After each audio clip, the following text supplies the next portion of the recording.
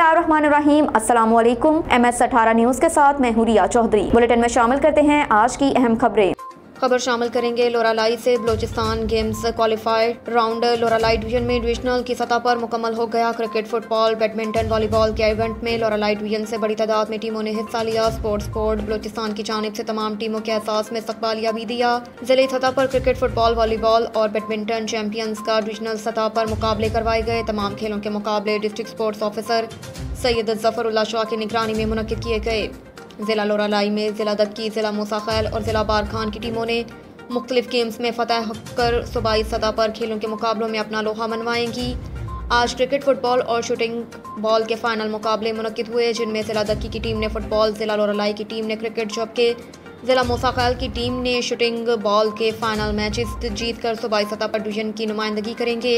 इख्तितामी तकरीब के मेहमान खसूसी district sports officer Syed Zafrullah Shah थे। दीगर मेहमानों में लोरालाई क्रिकेट एसोसिएशन के मेंबरान, फुटबॉल एसोसिएशन के लोरालाई प्रेस क्लब के मियाँ मोहम्मद ताहिर बशीर समेत दीगर अफराद थे। हुकूमत बलोचिस्तान के अहकामात पर बलोचिस्तान स्पोर्ट्स बोर्ड के ज़र एहतमाम मुनक्किदा टूर्नामेंट्स, जिसको देखने के लिए आवाम का जुमे गफीर रोज़ाना की बुनियाद पर ग्राउंड्स का रुख करते हैं।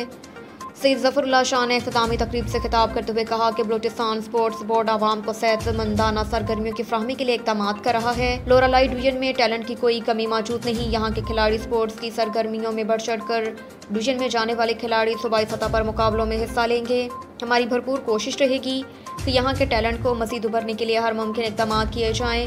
महकमा स्पोर्ट्स बोर्ड के ज़र एहतमाम लोरालाई डिवीजन के खिलाड़ियों में छुपे हुए टैलेंट को उभारने के लिए इक़दामात किए जा रहे हैं, ताकि मुस्तकबिल में कौमी और बैनुल अक़वामी सतह के मुकाबलों में भी यहाँ के नौजवान अपने टैलेंट को दुनिया के सामने रख सकें। अब तक के लिए इतना ही। देखते रहिए MS18 न्यूज़।